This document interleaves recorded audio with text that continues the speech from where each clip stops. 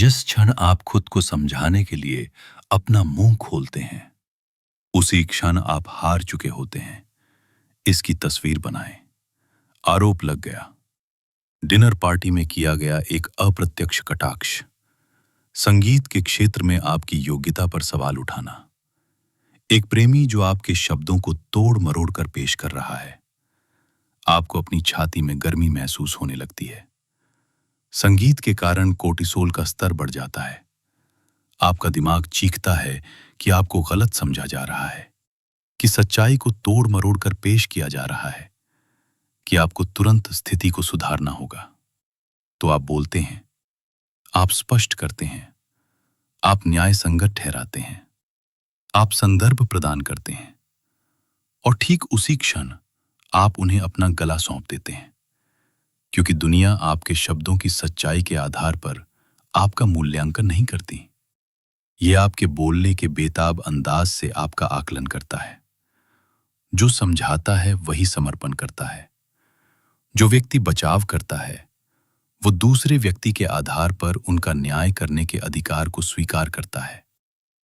सत्ता की गतिशीलता के उस्ताद निकोलो मचावेली ने एक क्रूर सच्चाई को समझा, जिसे आधुनिक समाज ने आपसे मिटाने की कोशिश की है। वो जानता था कि सत्ता का मतलब सही होना नहीं है। ये इस बारे में है कि फ्रेम किसके हाथ में है। और जिस क्षण आप अपना बचाव करते हैं, आप उनके दायरे में आ जाते हैं। आप उनकी अदालत में प्रतिवादी बन जाते हैं। लेकिन अगर आपने नहीं किया तो क्या होगा? अगर हमला होने पर आपने वही काम कर दिया जो किसी चालाक व्यक्ति को किसी भी चीज से ज्यादा डराता है, तो क्या होगा? अधिकांश लोग भावनात्मक कठपुतलियों की तरह जीवन व्यतीत करते हैं। वे दूसरों की संबंधी राय के धागों से बंधे हुए हैं। कोई नाराज होता है तो वे माफी मांगते हैं। कोई आरोप लगाता है तो वे स्पष्टीकरण देते हैं। वे लगातार प्रतिक्रियात्मक बचाव की स्थिति में रहते हैं। ये साबित करने की कोशिश करते हैं कि वे अच्छे, बुद्धिमान या योग्य हैं। ये जीने का एक दयनीय तरीका है। ये आत्मा का धीमा दम घुटना है। लेकिन एक दूसरा तरीका भी है। संगीत के माध्यम से दुनिया में आगे बढ़ने का एक ऐसा तरीका है जो इतना अलग, इतना संप्रभु और मनोवैज्ञानिक रूप से इतना अभेद्य है कि अपमान का आप पर कोई असर नहीं पड़ता। वे आपको छूने से पहले ही घुल जाते हैं। ये ठंड लगने के बारे में नहीं है। इसका मतलब अहंकार होना नहीं है। ये इस बारे में है कि आप अपनी वास्तविकता को कहां से प्राप्त करते हैं। इसमें एक मौलिक बदलाव आता है। आज हम अहिंसा के मनोविज्ञान का विश्लेषण करने जा रहे हैं। हम ये देखने जा रहे हैं कि इन क्षणों में आपकी जैविक क्रियाएं आपको के मामले में धोखा क्यों देती हैं, और इसे उस रणनीति से कैसे दूर किया जाए जो मचावेली ने किसी राजकुमार के कान में फुसफुसाई होगी। मैं आपको दिखाने जा रहा हूं कि सत्ता के संतुलन को पल भर में कैसे पलटा जा सकता है। हमलावर को अपनी मानसिक स्थिति पर संदेह करने के लिए कैसे प्रेरित किया जाए। मौन का उपयोग शोर की अनुपस्थिति के रूप में नहीं, बल्कि किसी के अहंकार के विरुद्ध सामूहिक विनाश के हथियार के रूप में कैसे किया जाए।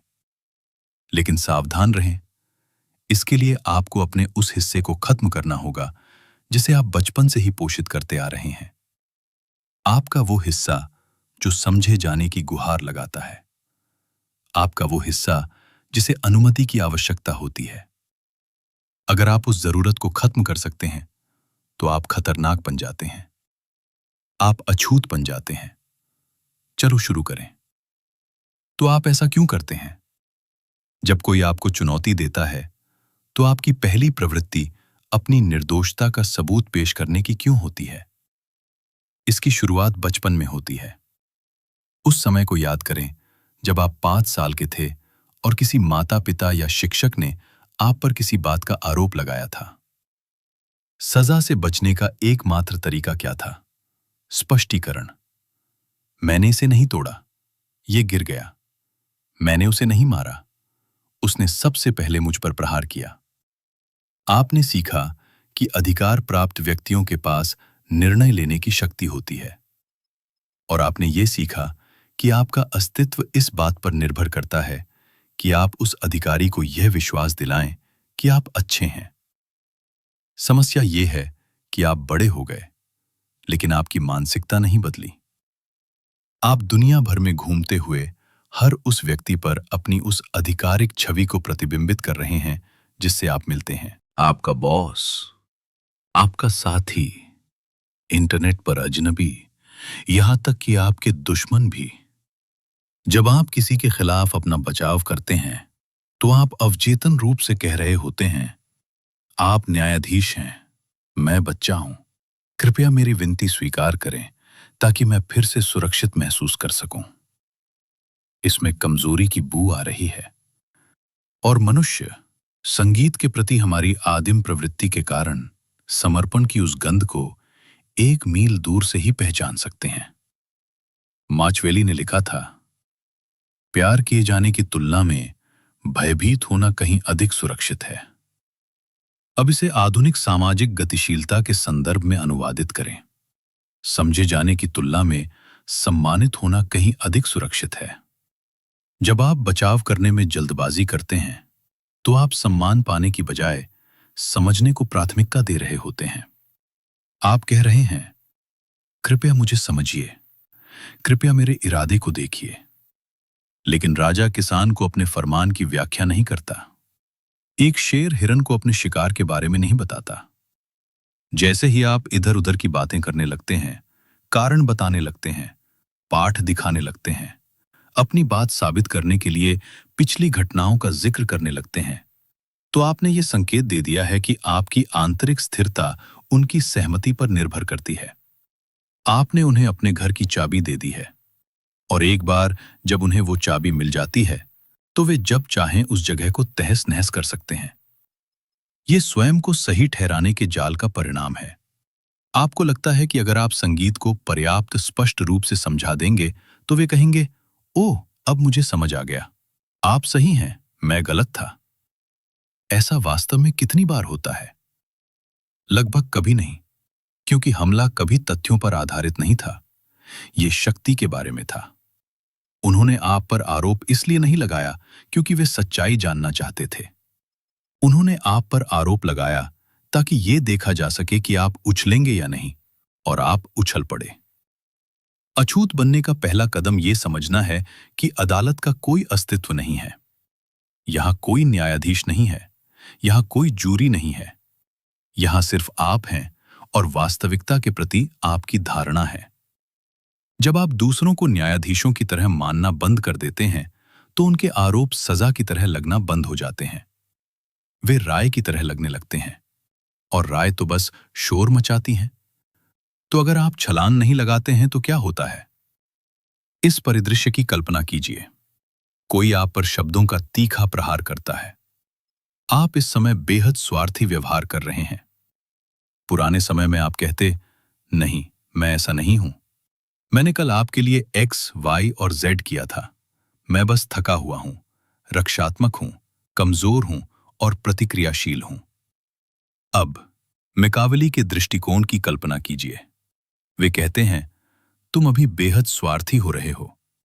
तुम उन्हें देखते हो, तुम उनसे नजरें मिलाते हो, तुम पलके नहीं झपकाते, तुम अपना चेहरा बिल्कुल भावहीन रखते हो, तुम 3 से 4 से 5 सेकंड के लिए चुप्पी को हवा में रहने देते हो। क्या तुम जानते हो उस चुप्पी में क्या होता है? ये एक मनोवैज्ञानिक शून्य है।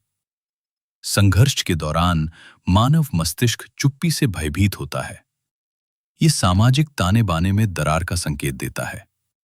ये संकेत देता है कि दूसरा व्यक्ति खेल में शामिल नहीं है। जब तुम चुप रहते हो, तो तुम उनकी ऊर्जा को उन्हीं पर वापस प्रतिबिंबित कर रहे होते हो। तुम उन्हें उस तनाव में बैठने के लिए मजबूर कर रहे हो जो उन्होंने खुद पैदा किया है। आमतौर पर वे बिखरने लगते हैं। वे खालीपन को भरने के लिए फिर से बोलने लगते हैं। मेरा मतलब है, तुम हमेशा स्वार्थी नहीं होते, लेकिन बस अभी। तुम मुझे ऐसे क्यों देख रहे हो? वे तुम्हारी चुप्पी के खिलाफ अपना बचाव करने लगते हैं। सत्ता पलट गई है। ये ग्रे रॉक पद्धति का एक हथियारबंद स्तर है। तुम एक शून्य बन जाते हो। एक शून्य नहीं हो सकता, हमला होने दो।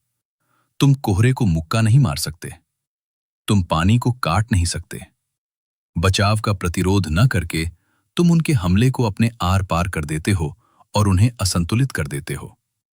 इसके लिए अत्यधिक आंतरिक नियंत्रण की आवश्यकता होती है, क्योंकि तुम्हारा अहंकार अंदर ही अंदर चिल्ला रहा होता है, वापस लड़ो, कुछ चतुराई भरी बात कहो, तुम्हें उस कुत्ते को पट्टा पहनाना होगा। मकावेली जानता था कि कमरे में सबसे शक्तिशाली व्यक्ति वो होता है जिसे पढ़ा नहीं जा सकता। यदि आप बचाव करते हैं तो आप अपने मूल्यों को प्रकट करते हैं। आप ये प्रकट करते हैं कि आपको क्या दुख पहुंचाता है। आप अपनी कमजोरियों को प्रकट करते हैं। मैं बेवकूफ नहीं हूं, आप चिल्लाते हैं। अब वे जानते हैं कि आपकी असुरक्षा ही बुद्धिमत्ता है। मैं बुरा इंसान नहीं हूं। अब वे जानते हैं कि आपकी असुरक्षा ही नैतिक प्रतिष्ठा है। मौन कुछ प्रकट नहीं करता। ये एक काला दर्पण है, और जब वे इसमें देखते हैं तो उन्हें केवल अपनी ही आक्रामकता का प्रतिबिंब दिखाई देता है, और ये उन्हें असहज कर देता है। ये उन्हें ऐसा महसूस कराता है जैसे उनका न्याय किया जा रहा है, जो विडंबनापूर्ण है, क्योंकि आपने एक शब्द भी नहीं कहा है। कभी कभी मौन पर्याप्त नहीं होता। कभी कभी स्थिति शब्दों की मांग करती है, लेकिन कभी भी रक्षात्मक शब्दों की नहीं।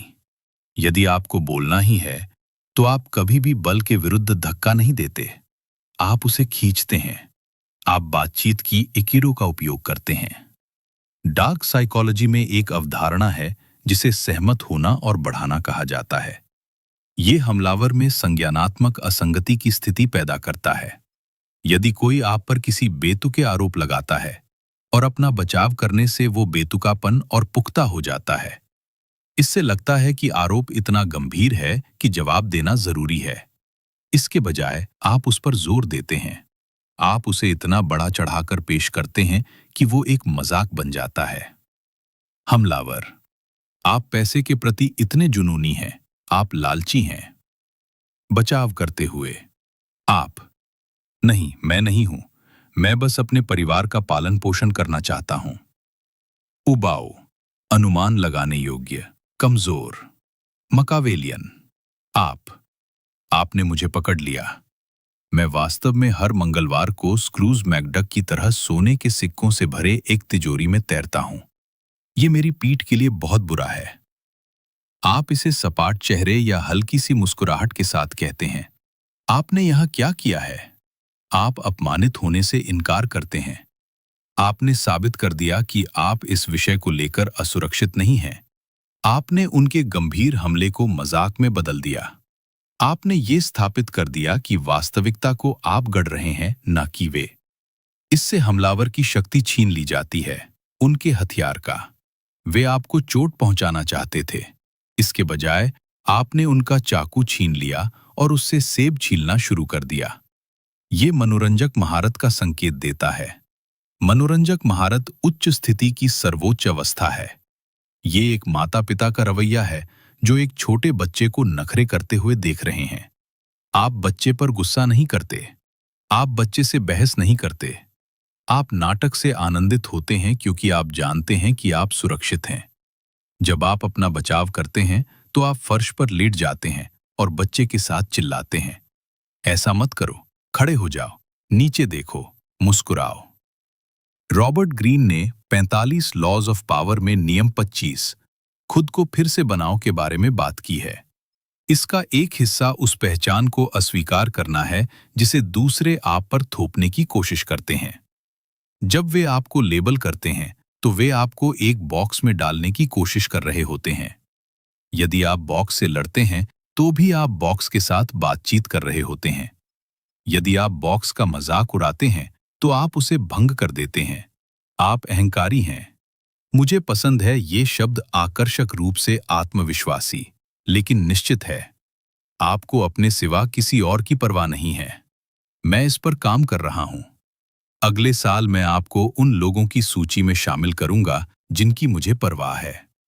ये क्रूर है, ये उपेक्षापूर्ण है, और ये अविश्वसनीय रूप से आकर्षक है। क्यों? क्योंकि ये दिखाता है कि आप पूर्ण हैं। आपको ये जानने के लिए उनकी स्वीकृति की आवश्यकता नहीं है कि आप कौन हैं। जो व्यक्ति जानता है कि वो उदार है, वो कंजूस कहे जाने पर हंसता है। जो व्यक्ति जानता है कि वो बुद्धिमान है, वो मूर्ख कहे जाने पर हंसता है। यदि आप बचाव कर रहे हैं, तो इसका कारण ये है कि आप अंदर ही अंदर डरते हैं कि वे सही हो सकते हैं। और यही वो आंतरिक कार्य है जो आपको करना होगा। आइए, बातचीत के दर्शन में और गहराई से उतरें। हर बातचीत की एक मेटा संरचना होती है, एक छिपी हुई संरचना। किसी विवाद में आमतौर पर एक न्यायाधीश और एक प्रतिवादी होता है। न्यायाधीश प्रश्न पूछता है, आपने ऐसा क्यों किया? आप क्या सोच रहे थे? आप खुद को क्या समझते हैं? प्रतिवादी उत्तर देता है, मैंने ऐसा इसलिए किया क्योंकि मैं सोच रहा था कि जो भी प्रश्न पूछ रहा है में शक्ति है। जो भी जवाब दे रहा है, उसकी प्रतिष्ठा गिर रही है। सबसे घातक मैकियावेलीवादी चाल है प्रतिवादी की भूमिका को अस्वीकार करके न्यायाधीश की भूमिका हथिया लेना। आप ऐसा किसी प्रश्न का उत्तर प्रश्न से देकर या अपने व्यवहार के बजाय उनके व्यवहार का विश्लेषण करके करते हैं। आप हमेशा इतनी देर से क्यों आते हैं? रक्षात्मक। आप, ट्रैफिक था और मेरा अलार्म नहीं बजा। मैकियावेलीवादी, आप, मेरे आने का समय आपके मूड को इतना गहरा क्यों प्रभावित करता है?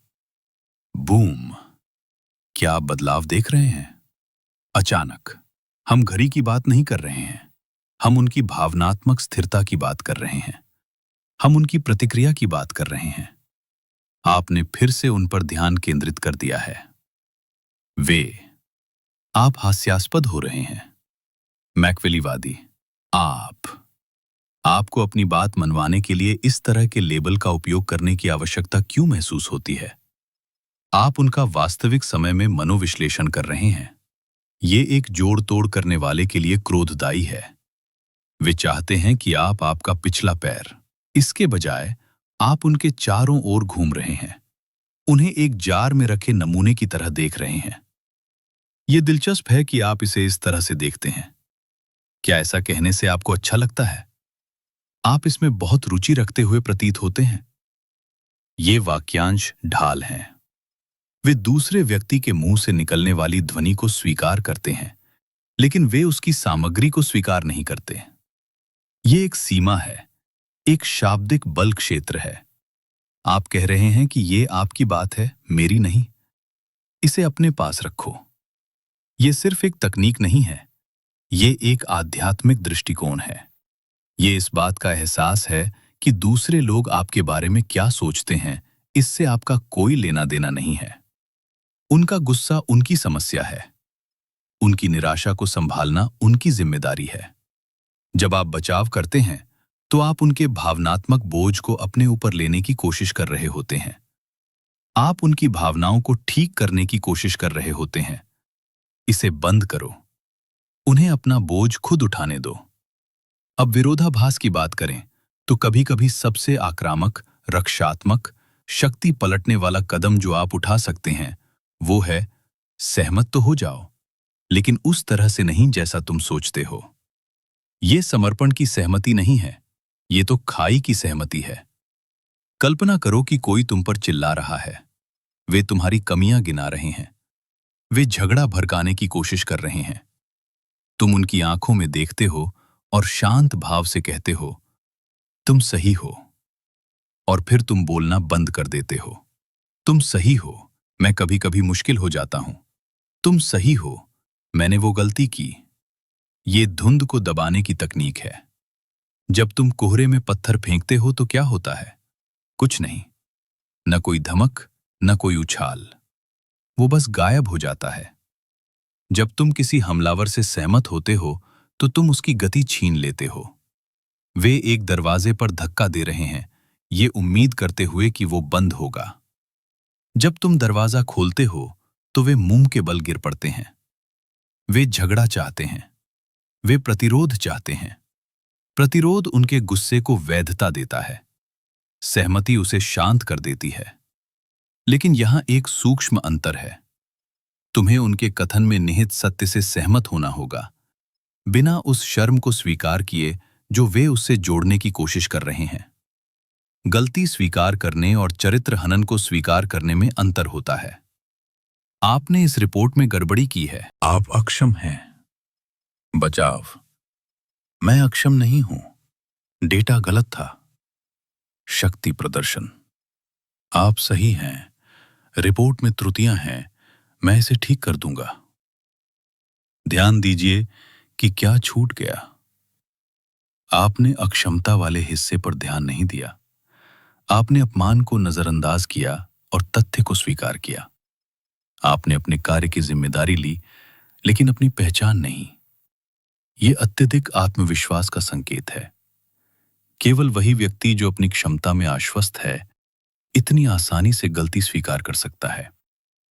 असुरक्षित लोग ये साबित करने के लिए जान की बाजी लगा देते हैं कि उन्होंने गलती नहीं की। आश्वस्त लोग कहते हैं, ओह, मेरी गलती, और आगे बढ़ जाते हैं। मकावेली इसे दुश्मन को निशस्त्र करना कहते। यदि आप अपनी तलवार नीचे रख देते हैं, तो वे अपनी तलवार पकड़े हुए मूर्ख प्रतीत होते हैं। ये उनके हौसले पस्त कर देता है। ये उन्हें उन्मादी और आपको स्थिर दिखाता है। और अंततः इतिहास यही दर्शाता है। जमीनी सोच वाले लोगों द्वारा लिखा गया। अगर ये महज एक चाल है, तो इनमें से कुछ भी काम नहीं करेगा।